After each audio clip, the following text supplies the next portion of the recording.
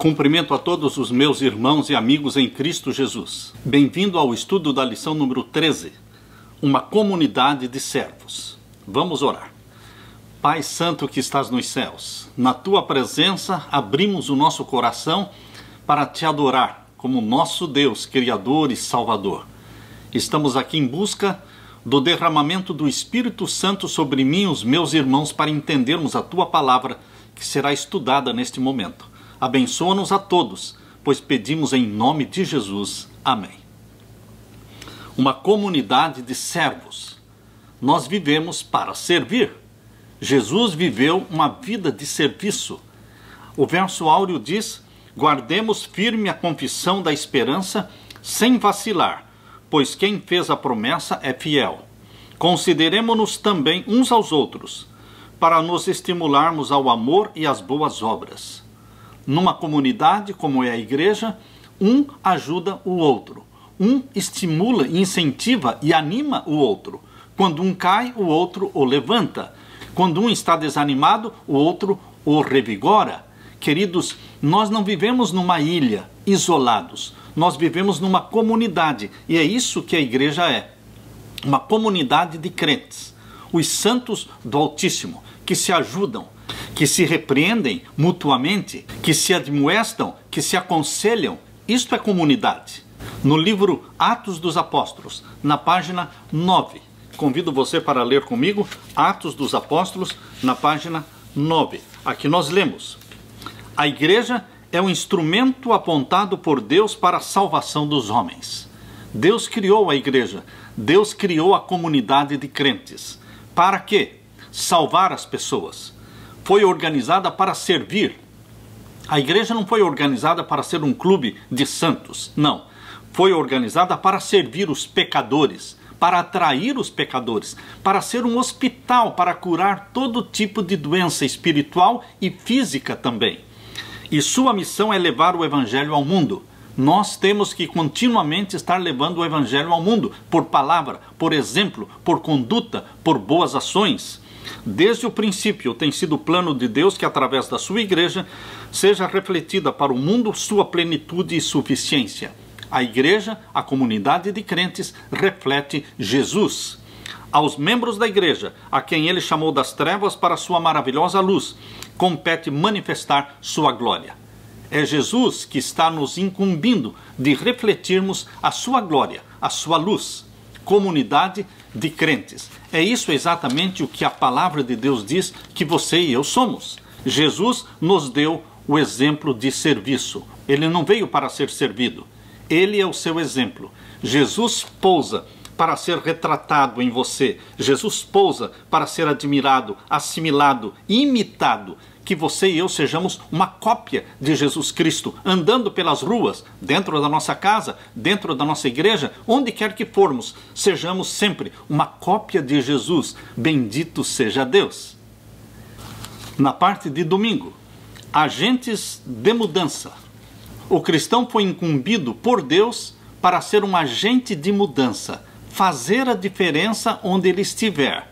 Nos primeiros capítulos de Atos dos Apóstolos, você vai encontrar uma igreja dinâmica, progressista, que estava sempre em reunião. Todos os dias eles se reuniam, todos os dias eles comiam juntos, todos os dias eles se ajudavam. Os que podiam mais, ajudavam os que podiam menos. Queridos, Deus fundou uma igreja como sendo uma comunidade diferente da que existia antes, cuidando dos necessitados entre eles, alcançando as pessoas que não pertenciam ao grupo de crentes. Por isso Jesus disse: vós sois o sal da terra, vós sois a luz do mundo. O sal faz a diferença. Quando você coloca na comida, ele se mistura com a massa. E assim os cristãos, você e eu, precisamos nos misturar com as pessoas que queremos salvar, aproximando-nos daqueles que queremos salvar, misturando-nos com as pessoas, nós vamos refletir Jesus. O sal faz a diferença, a luz faz a diferença. É impossível esconder a luz. É impossível um cristão não ser percebido dentro de uma fábrica, dentro de uma escola, dentro de uma vizinhança, de um bairro. Ele será observado, porque você é luz, você é sal. Paulo usou uma série de metáforas para representar a ação da igreja no mundo. Paulo, por exemplo, em Romanos capítulo 12, abra sua Bíblia em Romanos capítulo 12, vamos ver no verso 1, aqui Paulo compara a igreja como o quê? Como um sacrifício vivo. Aqui diz capítulo 12 de Romanos, verso 1, rogo-vos, pois, irmãos, pela compaixão de Deus, que apresenteis os vossos corpos em sacrifício vivo, santo e agradável a Deus, que é o vosso culto racional. Aqui Paulo fala do sacrifício vivo.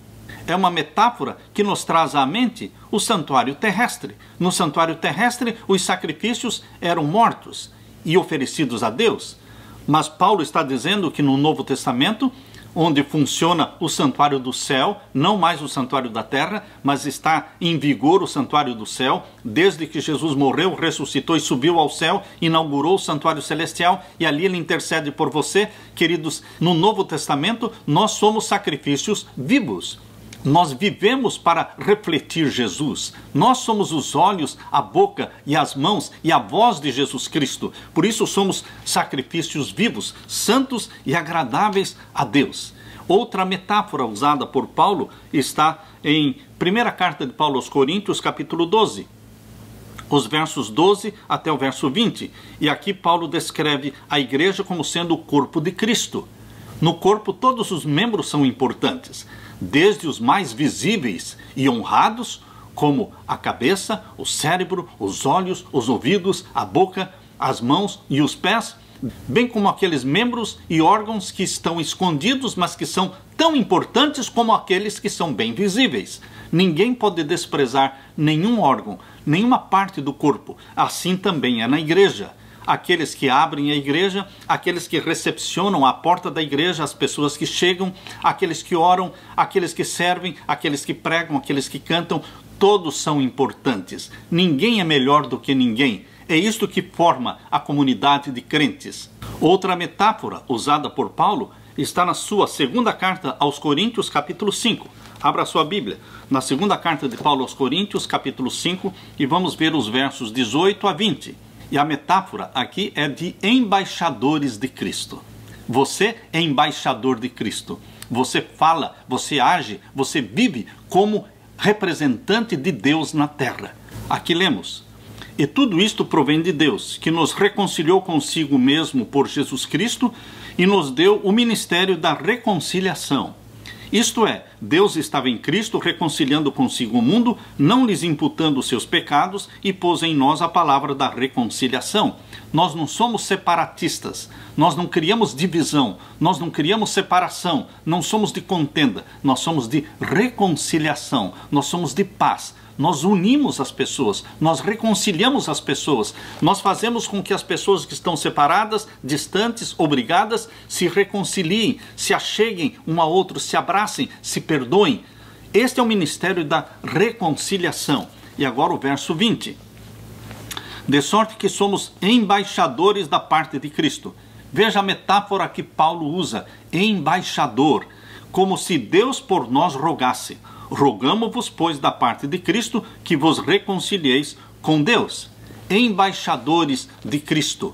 Você sabe que no direito internacional, uma embaixada nacional é considerada parte da nação que ela representa. Aquele pedaço de terra, aquele prédio, é a embaixada, representa um outro país. O embaixador está ali representando o país que o nomeou como embaixador. Queridos, embora no campo inimigo, nós somos embaixadores de Cristo.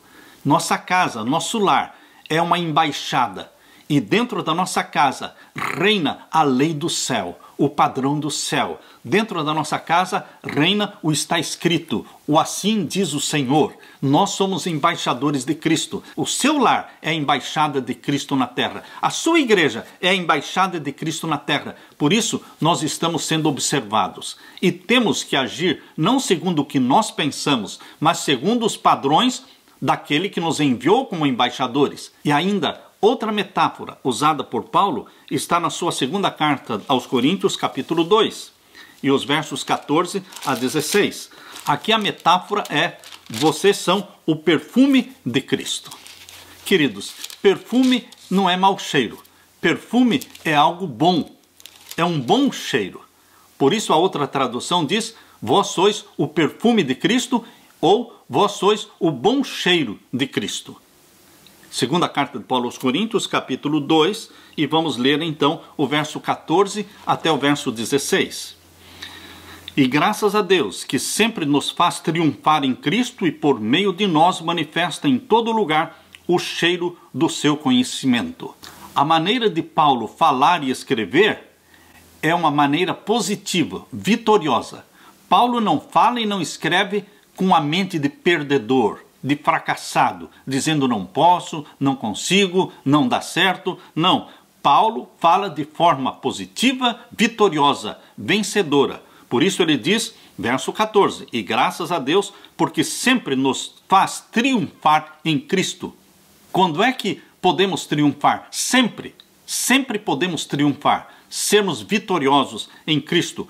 E agora o verso 15, porque para Deus somos o bom cheiro de Cristo. Outra tradução diz, porque para Deus somos o bom perfume de Cristo, nos que se salvam e nos que se perdem. Para estes, certamente, cheiro de morte para a morte, mas para aqueles, cheiro de vida para a vida. Que tipo de perfume é você? De morte para a morte ou de vida para a vida? Nós exalamos vida, nós transpiramos vida, nós animamos as pessoas, nós perdoamos as pessoas, nós conduzimos as pessoas a Jesus, nós levamos cura para os doentes, nós levamos perdão para os que estão pecando, nós levamos boas novas para os que estão tristes. Que tipo de cristão é você? Um cheiro de vida para a vida ou um cheiro de morte para a morte? Todos nós temos uma atmosfera que nos cerca. Todos nós. Quando você chega perto de uma pessoa, você chega com uma atmosfera que o circunda. E essa atmosfera pode ser negativa, pessimista, carregada, tensa, ou pode ser uma atmosfera feliz, agradável, e as pessoas se sentem felizes, as pessoas se sentem bem conversando com você. Você passa segurança, você passa esperança, você transmite paz. Quando as pessoas dizem assim, foi tão bom conversar com você, eu estou me sentindo em paz, você me passou uma paz. Queridos, este é o bom perfume de Cristo, cheiro de vida para a vida. Que assim seja você. Que assim seja eu. Sejamos o bom perfume de Cristo para a honra e glória do nome do nosso Deus. Aleluia. Na parte de segunda-feira, um servo remanescente. Deus tem servos, no passado e no presente. Deus tem seus servos. Porém, queridos, nem sempre os servos são remanescentes. O servo remanescente é aquele servo fiel, corajoso, ousado. Ele faz coisas ousadas em nome de Jesus Cristo. Ele não é tímido, ele não é covarde, ele não é débil, ele não é fraco, ele não é frouxo. Ele é um servo remanescente. Ele é um servo que ousa chamar o pecado pelo nome. Ele é um servo que quer agradar a Deus, o seu Senhor, e não agradar as pessoas. O servo remanescente é um líder, é um ancião, é um pastor, é aquele que não se iguala ao povo, porque o padrão de conduta do povo geralmente é mais baixo do que o padrão de conduta do líder. Queridos, quando nós nos vemos como servos remanescentes, nós vamos entender que o nosso padrão de conduta, de comportamento, o nosso estilo de vida é um padrão mais elevado. E nós podemos ver claramente na palavra de Deus estes dois exemplos de servos. Um remanescente, forte, corajoso, fiel, e outro um servo fraco, débil, tímido, covarde. Este exemplo nós encontramos na vida de Moisés e de Arão. Moisés e Arão eram irmãos, filhos do mesmo pai, da mesma mãe. Mas quão grande o contraste entre Arão e Moisés. Quando Moisés subiu ao monte para conversar com Deus, e lá ele esteve por 40 dias, ele esteve na presença de Deus. Ele recebeu as 2 tábuas de pedra escritas pelo dedo de Deus, os 10 mandamentos. Arão ficou lá com o povo. O povo começou a pressionar Arão. Quando o líder é fraco, é frouxo, é tímido, é covarde, ele se deixa pressionar. Ele teme as ameaças do povo. Vamos abrir a Bíblia em Êxodo capítulo 32. Êxodo capítulo 32, E vamos ver do verso 1 em diante. Êxodo 32 e os versos 1 em diante. Aqui nós lemos: Mas vendo o povo que Moisés tardava em descer do monte, ajuntou-se o povo a Arão e disseram-lhe: Levanta-te, faze-nos deuses que vão adiante de nós, porque quanto a este Moisés, a este homem que nos tirou da terra do Egito, não sabemos o que lhe sucedeu. E Arão lhes disse: Arrancai os pendentes de ouro que estão nas orelhas das vossas mulheres e de vossos filhos e de vossas filhas, e trazei-mos. Então todo o povo arrancou os pendentes de ouro que estavam nas suas orelhas e os trouxeram a Arão. Queridos, o que nos chama a atenção aqui é que o povo, quando saiu do Egito, depois de 400 anos de escravidão egípcia, eles estavam apostatados. Eles não tinham um padrão elevado de conduta. Eles não estavam guardando os mandamentos de Deus. Mas eles eram idólatras. E não somente idólatras. Eles estavam adornados com pendentes de ouro, com brincos, com colares, com pulseiras, enfim. Eles aprenderam a imitar os egípcios na idolatria e no uso dos adornos e das joias e dos pendentes. Queridos, isto é um sinal de apostasia. A palavra de Deus nos mostra lá em Apocalipse 2 mulheres. Em Apocalipse 12 aparece uma mulher pura, virgem, vestida do sol. Representa a igreja de Deus, fiel. Mas lá em Apocalipse 17 mostra uma prostituta, uma meretriz, assentada em cima de uma besta de 7 cabeças e 10 chifres. E lá no capítulo 17 de Apocalipse diz que esta mulher prostituta estava cheia de adornos e joias. Abra sua Bíblia em Apocalipse capítulo 17. Apocalipse capítulo 17, verso 4. Aqui nós lemos: E a mulher estava vestida de púrpura e de escarlata, e adornada com ouro, e pedras preciosas e pérolas. Está muito claro aqui, queridos, que estes ornamentos, estas joias que estavam na mulher, representavam a apostasia dela. Assim também é hoje. A igreja de Deus não precisa estar adornada com pérolas, com joias, com adornos exteriores, com pendentes, com brincos, com colares, com pulseiras, com piercings. Não, queridos. A igreja de Deus tem que ser pura. A igreja de Deus não pode se espelhar nos egípcios. A igreja de Deus não pode se espelhar nesta prostituta de Apocalipse 17. Por isso, queridos, quando Deus quis fazer uma reforma no meio do seu povo, lá em Êxodo, abra sua Bíblia agora em Êxodo capítulo 33. Êxodo capítulo 33. E vamos ver então o verso 3 em diante. Aqui diz o que Deus exigiu que o povo fizesse.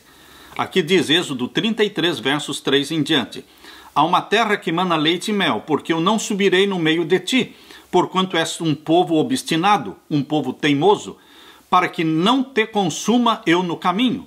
E ouvindo o povo esta má notícia, entristeceram-se, e nenhum deles pôs sobre si os seus atavios. Ou seja, quando Deus disse: eu não vou mais andar com vocês, não vou subir com vocês, vocês vão sozinhos, porque vocês são um povo teimoso. Então o povo se entristeceu e tiraram os seus atavios. Tiraram o quê? Seus adornos de ouro, seus pendentes, seus colares, seus brincos. E aqui diz o verso 5. Porquanto o Senhor tinha dito a Moisés: dize aos filhos de Israel, povo obstinado és, se um momento subir no meio de ti, te consumirei. Porém agora tira de ti os teus atavios, para que eu saiba o que te hei de fazer. Então os filhos de Israel se despojaram dos seus atavios ao pé do monte Horebe. Queridos, para Deus andar no meio do seu povo, para que Deus habite com você, na sua casa, com a nossa igreja, nós precisamos arrancar de nós os nossos atavios. O que é isso? Os colares, os brincos, os pendentes, os piercings, porque essa não é a forma de se adornar dos filhos de Deus. Uma verdadeira reforma, um verdadeiro reavivamento não deve incluir somente mudanças interiores, mas também mudanças exteriores, operadas pelo Espírito Santo. E agora voltando para Êxodo 32. Aqui diz que Arão pediu para que o povo trouxesse para ele todas as joias, todo o ouro que eles tinham. E então no verso 4, capítulo 32, verso 4 diz: E ele o tomou das suas mãos e formou o ouro com um buril e fez dele um bezerro de fundição. Então disseram: Estes são teus deuses, ó Israel, que te tiraram da terra do Egito. E Arão, vendo isto, edificou um altar diante dele, e Arão apregoou e disse: amanhã será festa ao Senhor. Você gostaria de ter um líder espiritual, um pastor ou um ancião como Arão? Eu não. Este tipo de liderança é responsável pela apostasia da igreja, pela mornidão de Laodiceia. É um líder que se iguala ao povo. É um líder que não puxa o povo para um alto padrão de conduta. É um líder que não tem um alto padrão de santidade. Ele se iguala ao povo, vivendo da forma errada. Queridos, Deus não quer que o líder viva como vive o povo. Por quê? Porque Deus não vai tolerar no líder coisas que tolera no povo. Do líder, do ancião ou do pastor, é exigido por Deus um padrão de conduta mais elevado, mais santidade. Por quê? Porque a água não sobe acima da caixa d'água. A água não sobe acima da caixa d'água. Quando a água sobe e chega na extremidade da caixa d'água, para ali, ela se derrama. Queridos, o nível espiritual de santidade do povo nunca será mais elevado do que o nível espiritual e de santidade dos seus líderes. Quando os líderes se igualam ao povo, quando os líderes cedem às pressões, às ameaças e por medo eles fazem e vivem como o povo está vivendo, então não há esperança para a igreja. Este é o problema da igreja de Laodiceia, porque tu não és nem frio e nem quente, mas morno. Por que a igreja está morna? Porque os líderes estão mornos. Porque se os líderes forem quentes, homens incendiados pelo Espírito Santo, a igreja vai crescer em direção à santidade em Jesus Cristo. E agora vamos ler Êxodo 32 e o verso 10. Agora, pois, deixa-me, que o meu furor se acenda contra eles e os consuma, e eu farei de ti uma grande nação. Esta foi a proposta de Deus para Moisés. Moisés não aceitou. Moisés queria salvar o povo. Líderes que amam a Jesus Cristo, líderes consagrados, não abandonam o povo, não descem ao nível do povo, mas também não abandonam o povo, intercedem pelo povo, não são condescendentes com o pecado do povo, mas eles intercedem pelo povo diante de Deus. E isto foi o que Moisés fez. Verso 11. Porém Moisés suplicou ao Senhor, seu Deus, e disse: ó Senhor, por que se acende o teu furor contra o teu povo, que tu tiraste da terra do Egito com grande força e com forte mão? Verso 14. Então o Senhor arrependeu-se do mal que dissera que havia de fazer ao seu povo.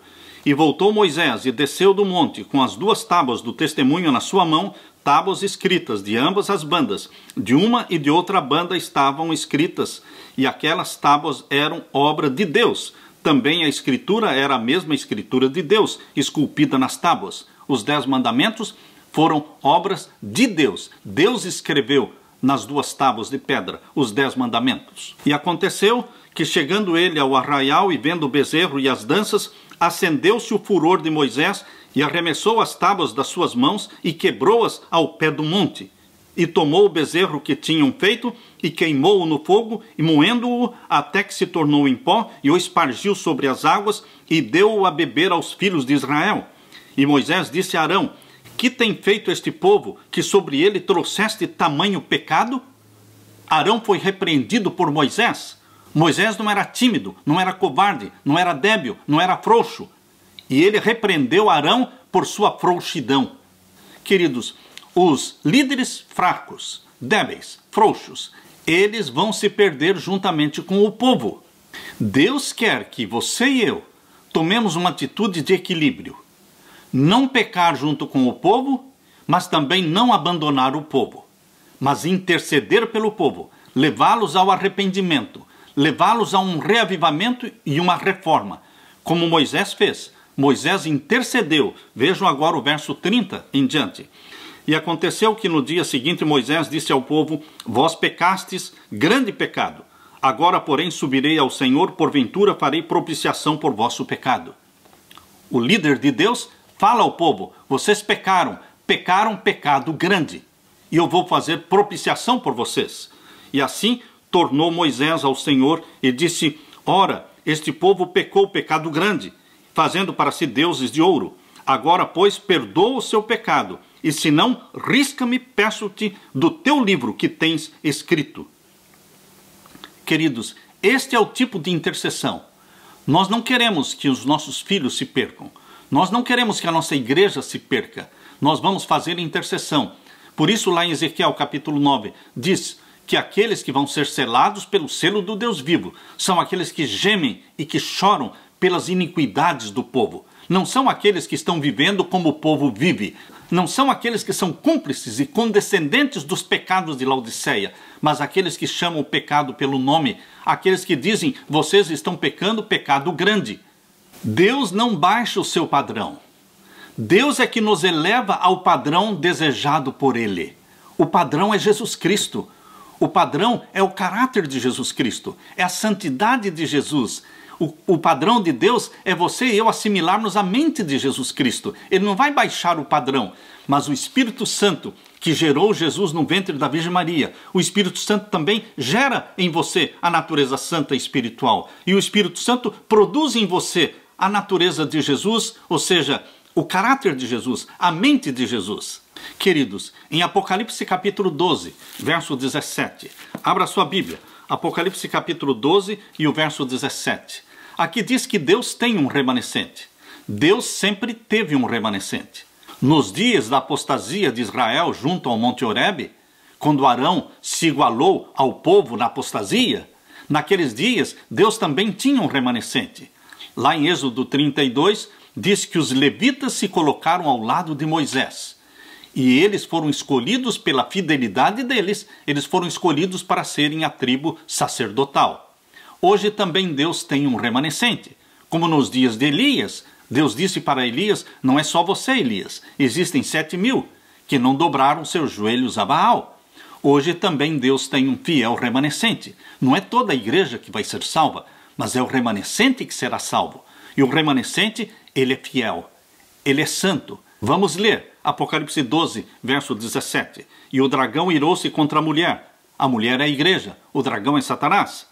E foi fazer guerra ao resto da sua semente. Este é o remanescente dos últimos dias. Quem são eles? Os que guardam os mandamentos de Deus e têm o testemunho de Jesus. Queridos, os mandamentos de Deus são os 10 mandamentos. E o testemunho de Jesus é o espírito de profecia. Isso está aqui em Apocalipse capítulo 19. Apocalipse capítulo 19 e o verso 10. Aqui nós lemos. E eu lancei-me aos seus pés para o adorar. Mas ele me disse, olha, não faças tal, sou teu conservo e dos teus irmãos, que têm o testemunho de Jesus. Adore a Deus, porque o testemunho de Jesus é o espírito de profecia. O povo de Deus é aquele que guarda os mandamentos de Deus. Em Apocalipse capítulo 14, verso 12, diz, aqui está a paciência dos santos. Aqui estão os que guardam os mandamentos de Deus e têm a fé de Jesus. Portanto, queridos, o remanescente fiel tem a fé de Jesus e em Jesus como Salvador. Obedecem os mandamentos de Deus e tem o testemunho de Jesus, que é o espírito de profecia. Queridos, todos os livros escritos por Ellen White, mais de 50 livros, são chamados de espírito de profecia. É uma luz menor que nos conduz à luz maior que é a palavra de Deus, a Santa Bíblia. Nós devemos ler e estudar a Bíblia, mas também devemos ler os conselhos inspirados para este tempo presente da última igreja de Laodiceia. Deus está te chamando, meu irmão, para ser um servo remanescente, um líder remanescente, um ancião, um pastor remanescente. É aquele que não vai comer como o povo come, não vai viver como o mundo vive, não vai assistir os filmes que o mundo assiste. Não, você é diferente. Você deve ser santo como Jesus Cristo. A santidade de Jesus está à sua disposição. Por isso, você e eu temos que pedir diariamente, dá-me da tua santidade, Pai. A santidade de meu Jesus, dá-me esta santidade. Escreve na minha testa, santidade ao Senhor. Aleluia. Na parte de terça-feira, alcançando as pessoas. O método de Jesus é o único método que funciona para alcançar as pessoas. Alcançar as pessoas onde elas estão. E para isso, você e eu precisamos ir onde as pessoas estão. Não significa que vamos viver como elas vivem, nem comer como elas comem, mas nós vamos até onde elas estão, como Jesus Cristo. Ele desceu do céu, ele nasceu aqui na terra, ele veio até onde os pecadores estavam, viveu com eles, conviveu com eles, ele vivia no meio da multidão, mas ele tinha um padrão mais elevado de conduta. Ele vivia uma vida de santificação. Jesus cumpriu com a sua missão. Por quê? Porque ele era Deus, mas não era porque ele era Deus que ele cumpriu com a missão. Ele cumpriu com a missão porque ele também era um homem. E ele era um homem que vivia na dependência de Deus. Primeiro ele foi gerado pelo Espírito Santo, nasceu do ventre da Virgem Maria, gerado pelo Espírito Santo. Depois ele foi batizado pelo Espírito Santo. Por isso ele cumpriu com a missão. Por isso você e eu também precisamos ser gerados pelo Espírito Santo. Nascer do Espírito Santo. Mas não é somente isto. Nós temos que buscar com ansiedade, com jejum e oração, o batismo do Espírito Santo. E assim também você e eu vamos cumprir com a missão que Jesus tem para nós. E então vamos usar o método usado por Jesus. No livro Ciência do Bom Viver, na página 143, Deus fala sobre o método usado por Jesus para alcançar as pessoas. Aqui diz: unicamente os métodos de Cristo trarão verdadeiro êxito no aproximar-se do povo. O Salvador misturava-se com os homens como uma pessoa que lhes desejava o bem. Ele não vivia dentro de um mosteiro. Ele não vivia dentro de 4 paredes. Não. Ele passava noites e muitas horas em oração. Mas ele descia do monte da oração para viver com a multidão. Ele se misturava com a multidão. Por isso o Salvador misturava-se com os homens como uma pessoa que lhes desejava o bem. Manifestava compaixão por eles. Ministrava-lhes as necessidades. Granjeava-lhes a confiança. E então ordenava: segue-me. O método de Jesus não era somente ensinar, não era somente pregar. O método de Jesus incluía alimentar as pessoas, impor as mãos sobre elas e curá-las. Nós estamos sendo desafiados para usar o método de Jesus. Pregar, ensinar, mas também dar de comer para os que precisam. E ter a ousadia cristã, a ousadia de fé, de impor as nossas mãos sobre os doentes. Colocar nossas mãos sobre a cabeça dos doentes, ungi-las com azeite, exatamente como Tiago capítulo 5, verso 13 a 16 fala. Nós deveremos crer nas palavras que estão em Tiago capítulo 5 e os versos 13 em diante. Convido você para ler comigo. Tiago capítulo 5 e os versos 13 em diante.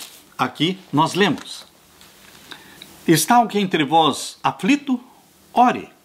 Está alguém contente? Cante louvores. Está alguém entre vós doente? Chame os presbíteros da igreja e orem sobre ele, ungindo-o com azeite, em nome do Senhor. E a oração da fé salvará o doente, e o Senhor o levantará, e se houver cometido pecados, ser-lhe-ão perdoados. Queridos, orar sobre o doente, ungindo-o com azeite. Nós precisamos crer na palavra que saiu da boca de Deus. Este óleo representa o Espírito Santo.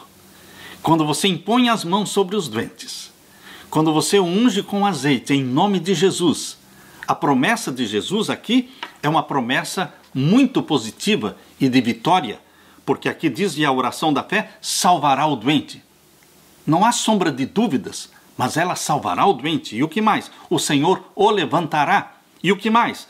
E se tiver cometido pecados, lhe serão perdoados. Aleluia! Por estas palavras tão positivas, Jesus Cristo, Ele nos deu uma ordem de ide, pregai o Evangelho, curai os enfermos, alimentai as pessoas, mas Ele não somente deu a ordem, Ele nos deu o poder para isso. E este poder se chama Espírito Santo. Ele habita em você, Ele vive em nós. Por isso precisamos ser batizados pelo Espírito Santo. Agora leia comigo Filipenses capítulo 2 e o verso 15. Filipenses capítulo 2 e o verso 15. Aqui nós lemos: para que sejais irrepreensíveis e sinceros, filhos de Deus, inculpáveis no meio de uma geração corrompida e perversa, entre a qual resplandeceis como astros no mundo. Você está vendo que Deus não quer que você se iguale ao mundo, aos padrões do mundo, à conduta do mundo? Aqui diz: vocês são irrepreensíveis, inculpáveis, no meio de uma geração corrompida. Não importa que à nossa volta tudo está corrompido, não importa, você não está corrompido, você é santo ao Senhor. Você foi gerado pelo Espírito Santo, você foi batizado pelo Espírito Santo. Por isso, em Jesus Cristo, nós podemos viver uma vida irrepreensível, inculpável e resplandecer como astros no mundo. O mundo todo, o universo todo nos contempla. Nós somos espetáculo para o mundo, para os anjos e para os homens. E aqui diz que nós somos astros no mundo, devemos resplandecer. Vós sois a luz do mundo, disse Jesus Cristo. O mundo está corrompido, mas não nós. Por que não? Porque nós não seguimos o padrão do mundo. Nós temos o padrão celestial. Nós temos o padrão de Jesus Cristo, sua mente, sua santidade. Nós temos a palavra de Deus, o assim diz o Senhor. Somente através do batismo do Espírito Santo nós podemos cumprir com a missão que Jesus nos deu e usar o método que Jesus usou, pregando, ensinando, alimentando e curando as pessoas em nome de Jesus. Aleluia!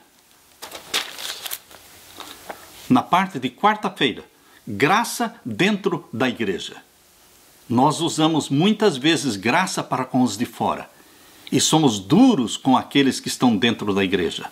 Assim também, muitas vezes, nós usamos de graça para com os que estão fora da nossa família, mas dentro da nossa casa, dentro do nosso lar, muitas vezes somos duros com a esposa, duros com os filhos. Nós precisamos exercitar graça dentro da igreja e também exercitar a graça dentro dos nossos lares. Como vivem os santos de Deus dentro da igreja? Em acusações, em calúnias, em separações, em divisões, em contendas. Vamos ler Efésios capítulo 2. Abra sua Bíblia. Efésios capítulo 2 e os versos 19 a 22. Efésios capítulo 2 e os versos 19 a 22. Aqui nós lemos: assim que já não sois estrangeiros nem forasteiros, mas concidadãos dos santos e da família de Deus. Que privilégio! Ser concidadão dos santos. Ou seja, a nossa cidadania é o céu. O nome do Deus, nosso Pai, e o nome de Jesus está na nossa testa. E nós somos da família de Deus. Somos filhos de Deus, somos irmãos de Jesus Cristo. E aqui diz o verso 20: edificado sobre o fundamento dos apóstolos e dos profetas, de que Jesus Cristo é a principal pedra de esquina, no qual todo o edifício bem ajustado cresce para o templo santo no Senhor, no qual também vós juntamente sois edificados para a morada de Deus em espírito. Nós fomos chamados, nós fomos salvos por Jesus Cristo para sermos feitos morada de Deus através do Espírito Santo. O Espírito Santo habita, ele mora em você. Por isso Paulo diz na sua primeira carta aos Coríntios, capítulo 6, e o verso 19: ou não sabeis que o vosso corpo é o templo do Espírito Santo? Você não sabe que o seu corpo é o templo do Espírito Santo? Não é o que você quer fazer com o seu corpo, mas é o que Jesus Cristo quer fazer com o seu corpo. Como é que Deus quer usar a sua voz, os seus olhos, a sua inteligência, suas mãos, suas habilidades? Jesus Cristo tem um padrão para você. E ele diz aqui: não sabeis que o vosso corpo é o templo do Espírito Santo, que habita em vós, proveniente de Deus, e que não sois de vós mesmos. Eu não sou dono do meu nariz. Deus manda em mim. Eu e você somos propriedades de Deus. Não somos donos de nós mesmos. Por isso Paulo está dizendo: não sois de vós mesmos. E o verso 20: porque fostes comprados por bom preço. Glorificai, pois, a Deus no vosso corpo, no vosso espírito, os quais pertencem a Deus. Nós temos que glorificar a Deus na nossa mente, no nosso corpo, no nosso estômago, em tudo que nós fazemos. Temos que glorificar a Deus.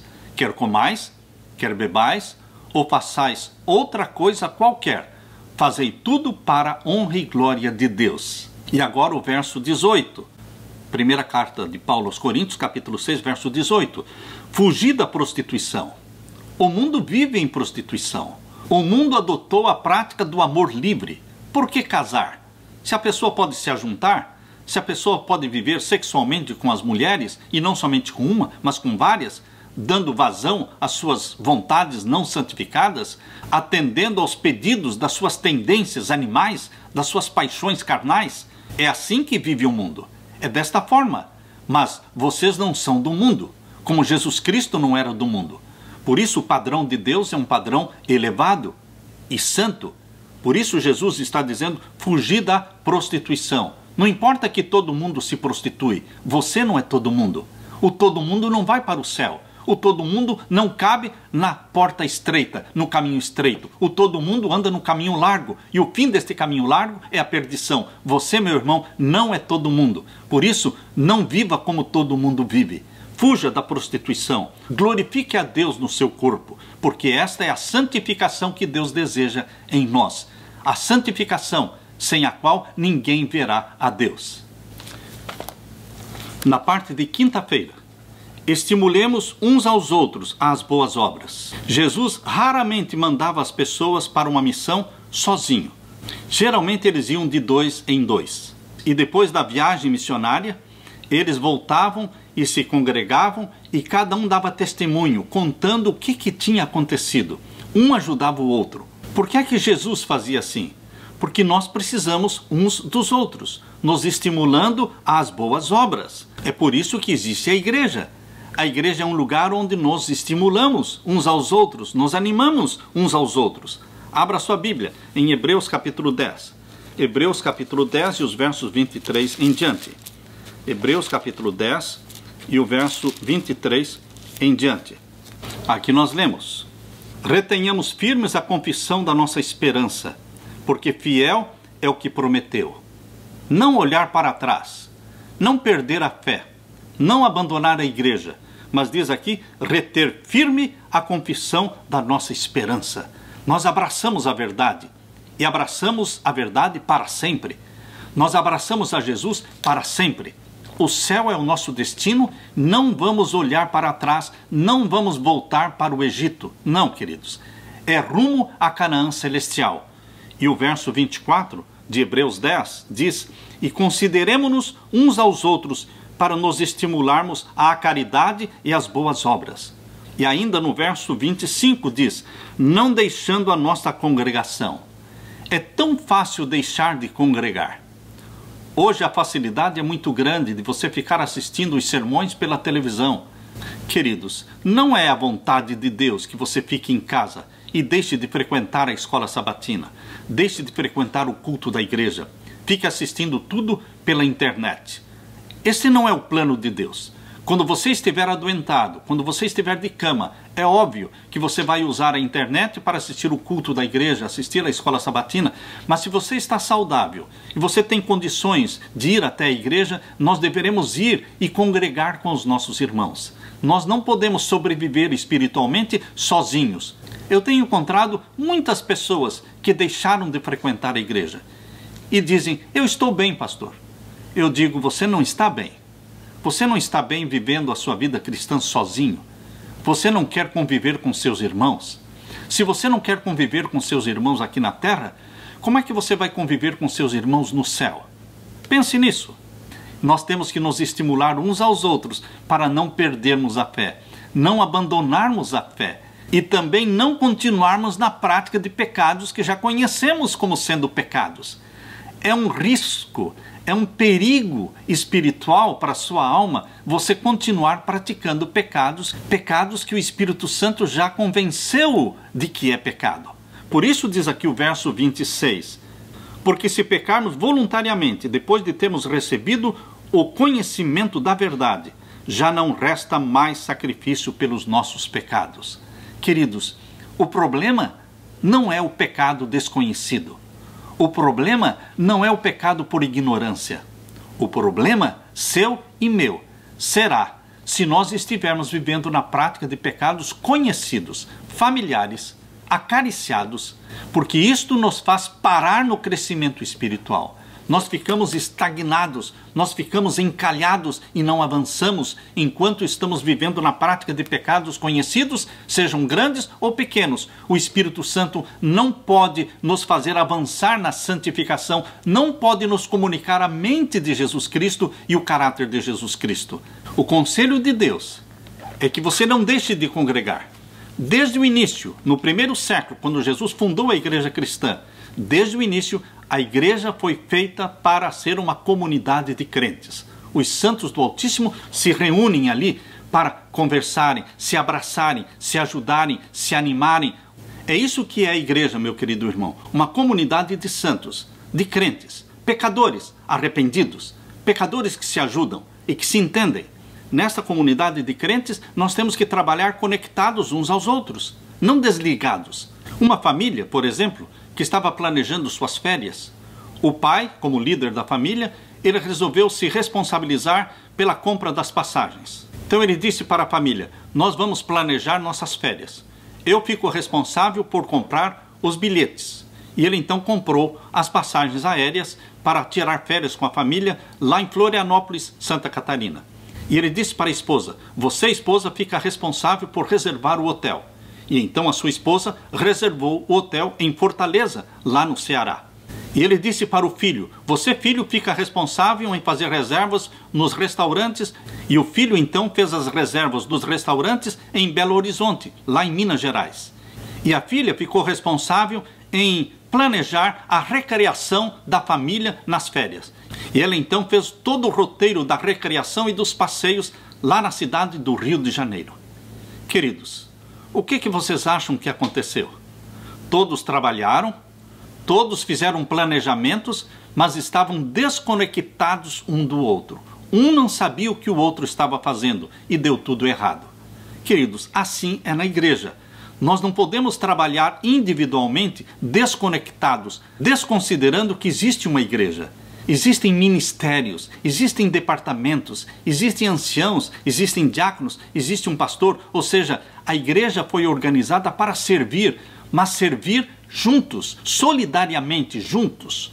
E a igreja precisa fazer diferença na comunidade em que vive. Um médico, missionário, voltou para o seu país de origem para encontrar uma igreja adventista do sétimo dia que, segundo lhe contaram, ficava perto da casa onde ele vivia. Ele viveu naquela casa há muitos anos, na infância, se mudou dali, se tornou um médico e agora voltou para visitar a sua cidade e disseram: existe uma igreja adventista agora, ali bem pertinho, em frente quase da casa onde vocês moravam. E ele voltou para esta cidade e procurou a igreja, mas não a encontrou. O endereço não tinha nenhuma igreja. Então ele encontrou um homem que estava sentado ali e ele perguntou: escuta, você não sabe onde fica uma igreja adventista aqui? Me falaram que esta igreja ficava nesse endereço, mas eu não estou vendo igreja nenhuma. E aquele homem disse: olha, o que eu sei é que uma vez por semana vem um grupo de pessoas e entram naquela casa ali e eles cantam hinos e depois vão embora. Queridos, esta era uma igreja que não fazia diferença na comunidade. Agora, vejam outro exemplo. Isso aconteceu lá em Suazilândia, na África. A necessidade mais urgente que existia era uma nutrição adequada para muitos órfãos, que eram órfãos por causa do vírus da AIDS naquela comunidade. A senhora Buzi Vilacase, uma cristã aposentada, e outros membros da igreja começaram a alimentar esses órfãos com uma refeição sólida 6 dias na semana. Inicialmente, eles alimentavam 50 crianças por dia. Depois de 10 anos fazendo esse trabalho, agora eles estavam alimentando 300 crianças por dia, 6 dias na semana. Esta é uma igreja que faz a diferença. Não somente alimentavam as crianças, mas eles também começaram a educar as crianças, formaram ali uma escola, e os serviços oferecidos pela igreja incluíam distribuição de roupa, distribuição de vegetais da horta da igreja, o cuidado dos doentes, a coordenação de um programa de capacitação profissional para homens e mulheres. Essa igreja, ela realmente fez uma grande diferença na comunidade. Queridos, nós fomos organizados para servir. A igreja foi organizada para servir e levar a salvação através do ensino, da pregação, da alimentação e da cura. Em nome de Jesus Cristo, você e eu somos desafiados a pregar, a ensinar, a alimentar e a estender a mão sobre os doentes e, em nome de Jesus Cristo, curá-los ungindo-os com o azeite. Que o Espírito Santo te unja e que você seja uma bênção na vida das pessoas. Busque diariamente o batismo do Espírito Santo. Se você está ouvindo essa mensagem, é porque você já foi nascido do Espírito Santo, certamente, gerado pelo Espírito Santo, mas busque o batismo diário do Espírito Santo. Viva para servir, viva servindo. Descubra a felicidade de servir, assim como Jesus Cristo. Em nome de Jesus eu peço esta bênção para você. Fique com a paz de meu Senhor Jesus. Amém.